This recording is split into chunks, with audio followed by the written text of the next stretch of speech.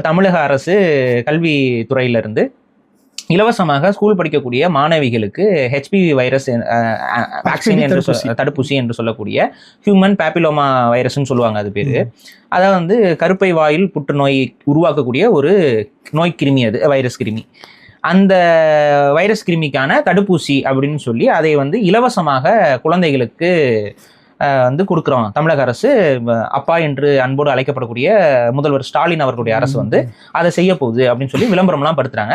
இந்த வேக்சினேஷன் போடப்பட்ட குழந்தைகளுக்கு ஏதாவது மருத்துவ அவசர சிகிச்சைக்கு தேவைப்படுற மாதிரி ஏதாவது ஒரு சூழல் உருவாகுது அப்படின்னா, இல்லை அவங்களோட உடலுக்கு ஏதாவது ஒரு பாதிப்பு ஏற்படுது இன்கேஸ் இந்த வேக்சினேஷனுக்கு அப்புறம், இல்லை இந்த வேக்சினேஷனால ஒரு சைடு எஃபெக்டே அந்த குழந்தைகளுக்கு ஏற்படுது அப்படின்னா, இதற்கு யார் பொறுப்பேற்பது?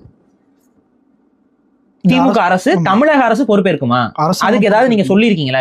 இப்ப நான் என்ன கேட்கறேன்னா, இப்ப இதை போடுறதுனால ஏதாவது ஒரு சைடு எஃபெக்ட் வருது அப்படின்னா, அந்த சைடு எஃபெக்ட்டுக்கு நஷ்டஈடு ஏதாவது அறிவிப்பீங்களா? அறிவிச்சிருக்கீங்களா இது வரைக்கும்? அதை சொல்லணும்ல. சொல்லணும். இப்ப அரசாங்கம் பொறுப்பேற்குதா? இந்த சைடு எஃபெக்டால ஏற்படக்கூடிய இந்த ஏதாவது சைடு எஃபெக்ட் ஏற்பட்டுச்சுன்னா அந்த குழந்தைகளுக்கு யார் பொறுப்பேற்பா? அந்த தடுப்பூசி நிறுவனம் பொறுப்பேற்குதா, அரசாங்கம் பொறுப்பேற்குதா, இல்ல யார் பொறுப்பேற்பது? இது ஏதாவது ஒரு எக்ஸ்பிளனேஷன் வந்து அரசாங்கம் இது வரைக்கும் கொடுக்குறீங்களா? இல்ல கொடுங்கன்னு தான் நாங்க சொல்றோம். ஆமா, நீங்க கொடுக்க வேண்டாம்னு சொல்ல, கொடுங்கன்னு தான் நாங்க சொல்றோம். இப்ப அந்த குழந்தைகளுக்கு ஏதாவது ஆச்சுன்னா அரசாங்கம் பொறுப்பேற்கணுங்கிற ஒரு கோரிக்கையை நாங்க முன்வைக்கிறோம்.